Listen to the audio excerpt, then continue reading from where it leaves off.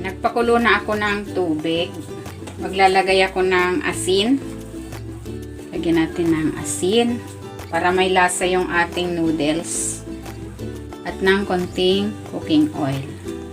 At ibubuhos ko na dito yung kalahating kilo ng elbow macaron. And pakuluan muna natin ito. Ayan, okay na yung ating macaroni noodles. Ahanguin ko na ito. At i-drain ko muna. Maglalagay ako ng cooking oil. Ayan, nagisa na ako ng bawang. Lalagay ko na rin tong sibuyas.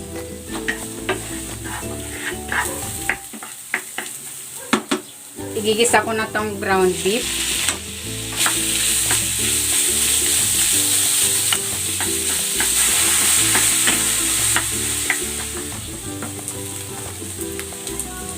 Titimplahan ko ito ng asin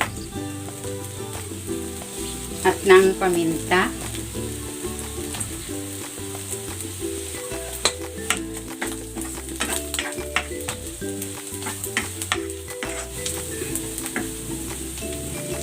Ilalagay ko na rin dito ang hotdog.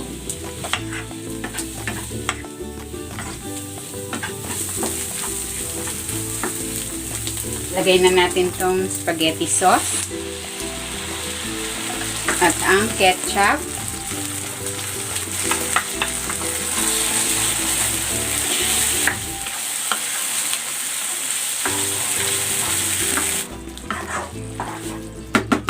Nilagyan ko ng tubig itong packaging para masimot yung laman. Ilalagay ko na itong bell pepper. Ilalagay din ako ng oregano at ng basil leaves.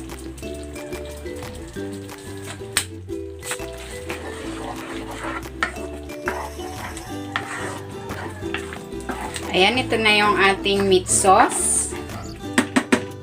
Ilalagay ko na dito itong macaroni. Kalahati lang muna para maayos. Mahalo natin ng maayos.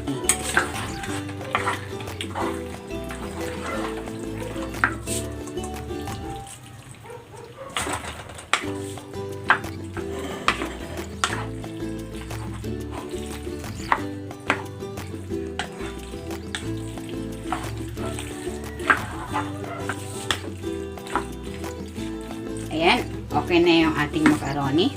Gawin naman natin yung bechamel sauce or yung white sauce. Maglalagay ako ng butter.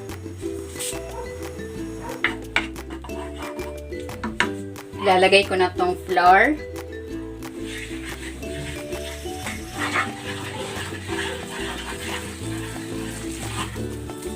Ibubuhos ko na dito itong evap milk.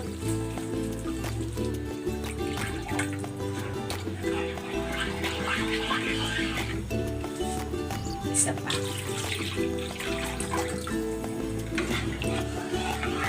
Tayin natin itong magtiken. Ayan, nagtitiken na itong ating bechamel. Ilalagay ko na dito itong quick melt cheese.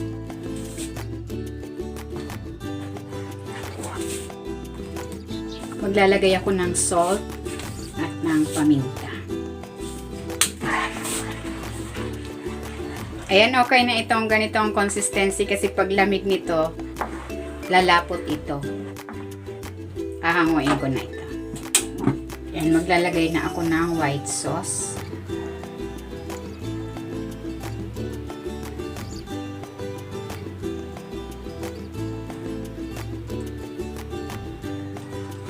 At maglalagay ako ng chopped parsley.